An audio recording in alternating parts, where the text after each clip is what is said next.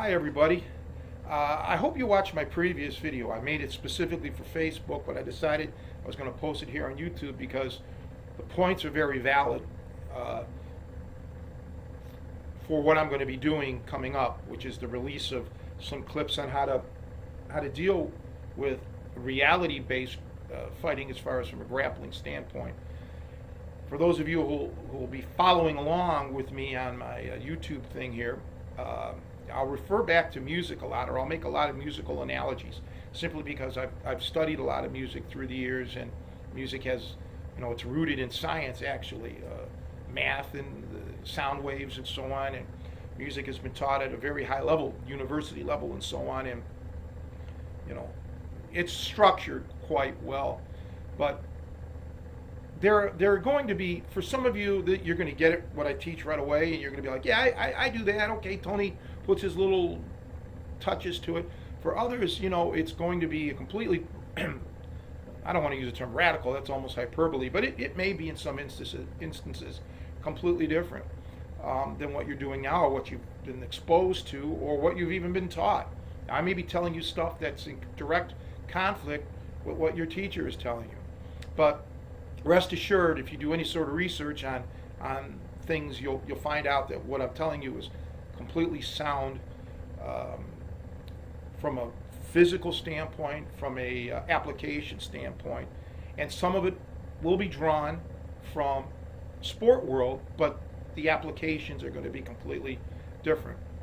Now, to elaborate a little bit, once again, no video on street fighting can ever encompass everything. It's just not possible, because street fighting is just so broad of a subject, and it bothers me that I have to make that disclaimer. But again, reading some of the comments here on YouTube on these other videos that I've been watching, people almost expect that, well, if this guy's vulnerable for this, and this. Yes, but they'll go, he's vulnerable for this, and this, therefore what he's doing doesn't work. No, that's a logical fallacy. That's not the way to think properly. Look at a guy's video. It may be very effective in that scenario, okay?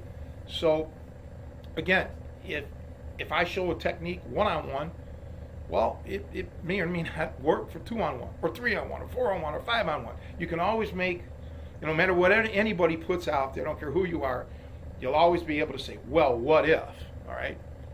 And that's a good thing. You're using your thought process here, but the what if is fine, but it doesn't diminish maybe what the guy's doing on that video, unless what he's doing will not work for the scenario that he's proclaiming it to be for, okay?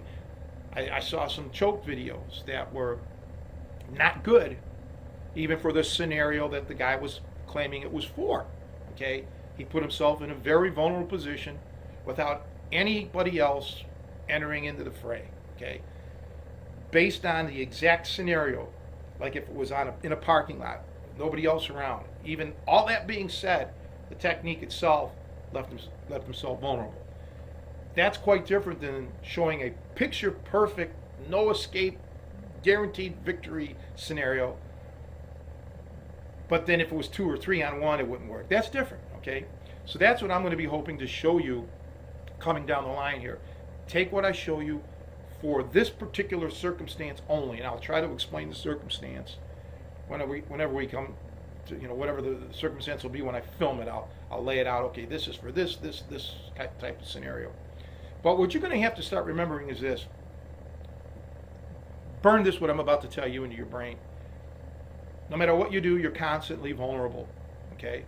Don't get the blinders on so much that you have that tunnel vision of, I'm going to finish this guy, Yet along the way, it may be a war of attrition, okay? You may be opening yourself up to things that you may not have ever envisioned, okay? And that's all that I'm going to try to show in these clips. You'll sit there and you may say, well, I would have done this or that, and again, there's more than one way to skin a cat. My whole take will be to show you that if you just take a complete sport approach, you may be vulnerable. Now, coming down the line, hopefully when I'm able to film this with partners, you're going to learn about certain things that are really important. One of them is your elbows. You've got to learn how to keep your elbows in, keep your hands up. Even if you're on the ground, you have to start learning to defend yourself. I see so many guys on the feet, and I believe everything should start on the feet. What you learn on the feet, you take to the ground. But so many people on their feet make very bad mistakes. Elbows flared out, hands down, wide open. And if you do that when you're on your feet and you don't really think about getting blasted with punches or what have you, you're going to have that same kind of mindset when you go down to the ground. You really have to value the protection of yourself, okay?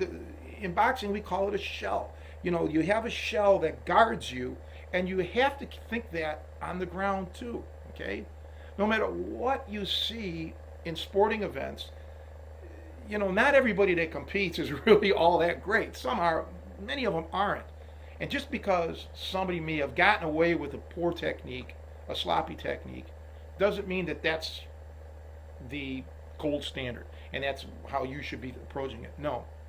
You always want to think the highest level of defense, okay? And when you're tight, when you have everything, when your body is proper, in proper mechanics, it becomes easier, it becomes less taxing for you to pull off these techniques. So this is just like a preemptive little discussion here on how I'm going to be approaching things, all right?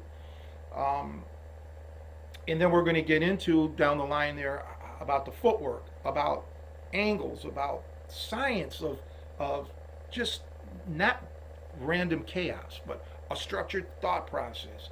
Here's where I'm at, here's where I need to be, and I'm going to try to show you step by step, you know, how to get there, and at least lay the foundation so that you can use your creativity and your improvisational ability, which I hope you guys will develop. And if you listen to what I have to tell you down the line, you'll be able to start developing your improvisational skills, if you so choose, to make you, I don't want to say invulnerable because nobody is, but to really elevate and escalate your abilities. So anyway, I just wanted to give you guys this heads up on what's coming up down on YouTube. So take care, everybody. I'll see you guys soon.